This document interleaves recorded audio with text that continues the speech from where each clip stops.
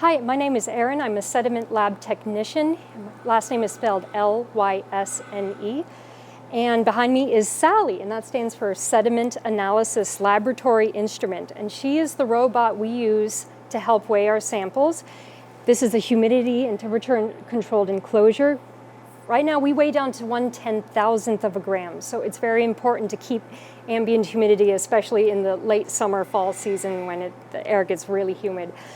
And right now what she is doing is she's going to scan the little tiny barcode sticker on the edge of this crucible here. See, it just got it. And she knows exactly which crucible she's handling. The data gets automatically sent into the computer.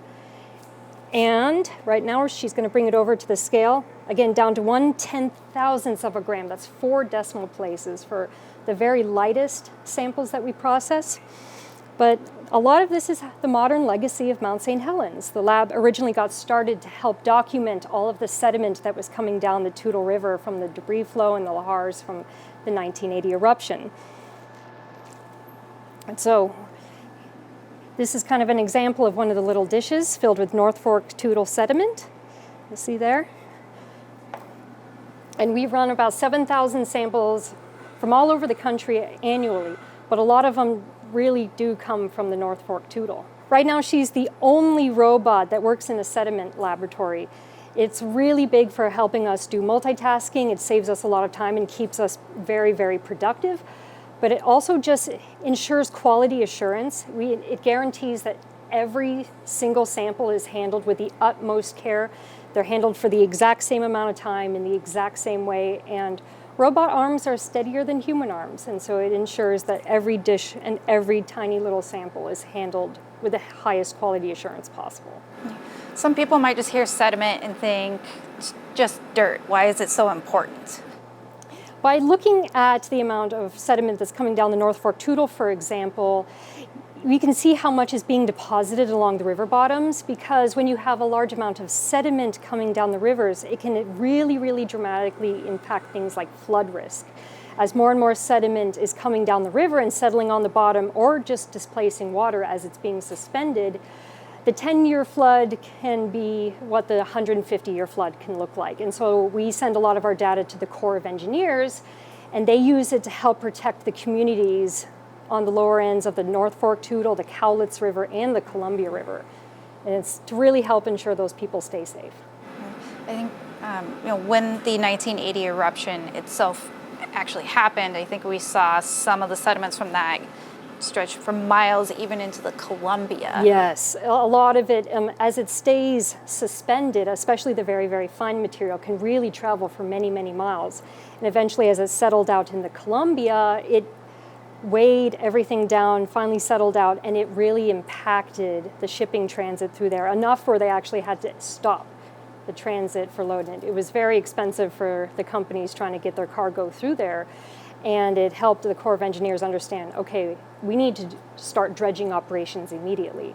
And so by looking at the suspended sediment coming down the river, you can get a calculation for the total river output, what the water is carrying, and how much sediment is ultimately being carried and deposited downstream. In your work, are you looking, backwards to the 1980 eruption and even before that, or are you looking more at current day and looking forward?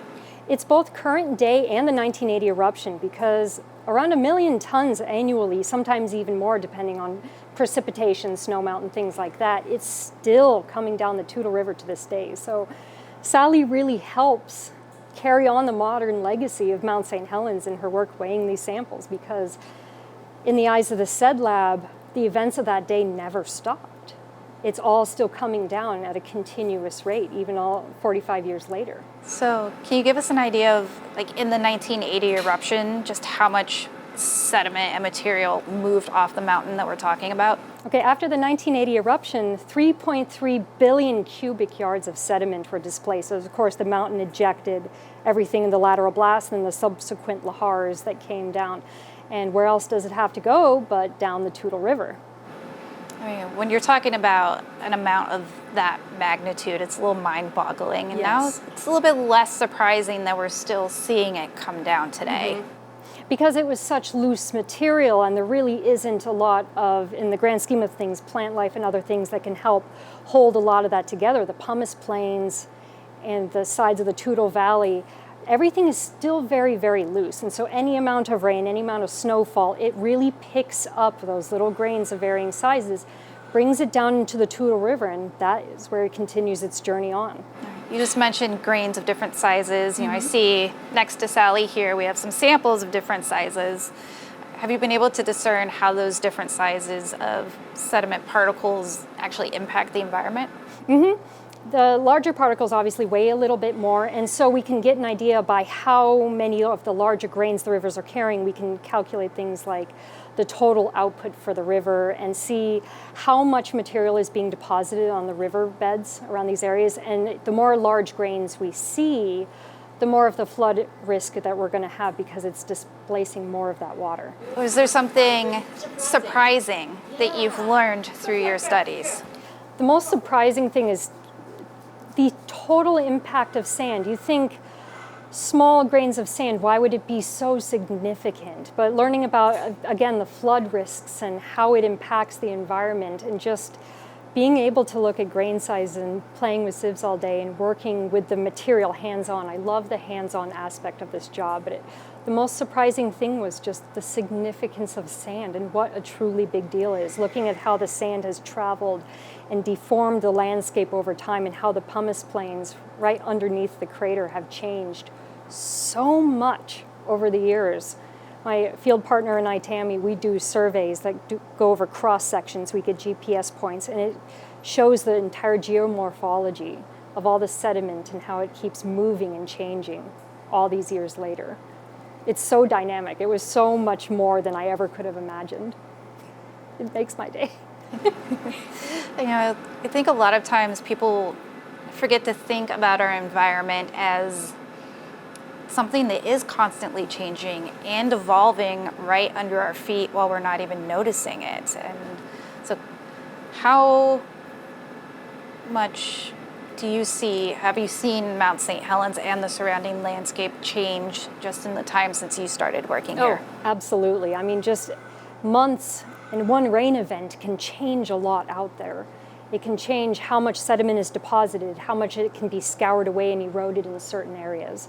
But it's constantly moving and changing. And so even just the impacts of one winter can be a big difference in our data. And that's why we have to keep up on it constantly. It's always changing. It's always new and exciting what we're doing. Even if we're running the same samples from the same location, they're always different. There's never two samples that are alike. You just kind of talked about handling samples from all across the country. Is that because this is like the only place in the country that this type of observation can be done? We're actually one of 6 sediment labs across the country, but we're the only one that really deals with anything volcanic related. And when you're processing samples from elsewhere in the country, can you give us some kind of examples of what that looks like, what you're looking for? Does it apply to the Mount St. Helens research, or is it separate? It is separate. States are required to review and submit their data for what their streams and rivers are carrying, because technically suspended sediment is actually the #1 pollutant in the country.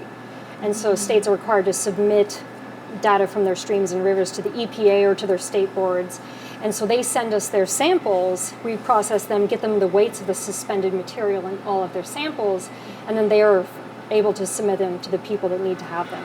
And in places like Idaho, you have lakes with a lot of rivers running into them, and by getting the data from the rivers that run into those lakes, you can get an idea of how much sediment is actually being deposited in the lake itself. And that can also go into water quality type things.